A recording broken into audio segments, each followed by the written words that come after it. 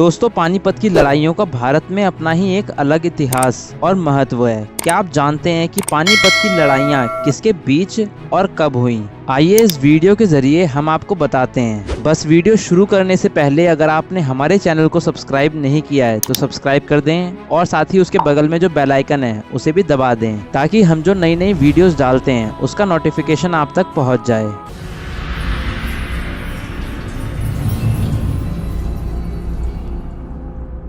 दोस्तों, पानीपत दिल्ली के उत्तर में स्थित है और यहाँ 3 ऐसी लड़ाइयाँ हुई हैं जिन्होंने भारत के इतिहास को बदलकर रख दिया है। 21 अप्रैल 1526 को पानीपत की पहली लड़ाई बाबर और लोधी साम्राज्य की हमलावर सेनाओं के बीच हुई थी। इस लड़ाई ने मुगल शासन के उद्भव को देखा और उपमहाद्वीप पर एक मजबूत पैर जमाया। किंवदंतियों के अनुसार ये शुरुआती लड़ाई थी जिसमें गन पाउडर, फायर आर्म्स और फील्ड आर्टिल का उपयोग किया गया था। बाबर काबुलिस्तान का तिमुरिद शासक था और 1526 में दिल्ली के सुल्तान इब्राहिम लोधी की विशाल सेना को हराया। लड़ाई वर्तमान हरियाणा राज्य के छोटे से गांव पानीपत के पास हुई थी। इसमें कोई ये संदेह नहीं है कि यह क्षेत्र 12वीं शताब्दी के बाद उत्तरी भारत के नियंत्रण के लिए कई निर्णायक लड़ाइयों का स्थल है। यह अनुमान लगाया जाता है कि बाबर की सेनाओं की संख्या लगभग 15,000 पुरुषों और 20 से 24 टुकड़ियों के क्षेत्र तोपों से लैस थी। बाबर के अनुमान के अनुसार इब्राहिम लोधी की सेना की संख्या में लगभग 1 लाख पुरुष थे जिसमें शिवारी अनुयायी शामिल थे और कम से कम 1000 युद्ध हथियारों के साथ युद्ध बल लगभग 30 से 40,000 पुरुष थे।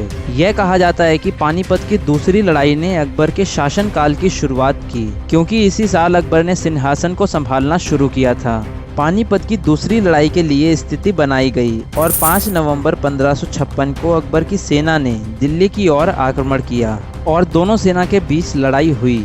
कुछ किंवदंतियों के अनुसार अकबर के संरक्षक और अकबर ने खुद लड़ाई में भाग नहीं लिया। 13 साल की उम्र में अकबर को युद्ध में भाग लेने की अनुमति नहीं थी और उन्हें लगभग 5000 सेना की विशेष सुरक्षा प्रदान की गई थी। उन्हें बैरम खां द्वारा ये भी निर्देश दिया गया था कि अगर मुगल सेना हार जाती है तो वह काबुल की ओर भाग जाए। युद्ध के समय वह अपने क्षेत्र में नहीं दिखा। हेमू को अपने क्षेत्र में नहीं देखते हुए हेमू की सेना अव्यवस्थित हो गई और आगामी भ्रम में हार गई। कई घंटों के बाद हेमू को मरा हुआ पाया गया और शाही कुली खान महराम द्वारा पानीपत के गांव सौदापुर में अकबर के तंबू शिविर में पाया गया। 14 जनवरी 1761 को मराठों ने अब्दाली पर हमला किया।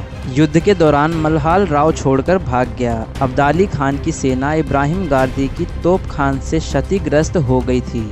शाम तक मराठा बुरी तरह से हार गए। मराठा के अधिकांश सैनिक सारे मारे गए और उनमें से बाकी भाग गए, लेकिन अगले दिन भी लड़ाई जारी रही।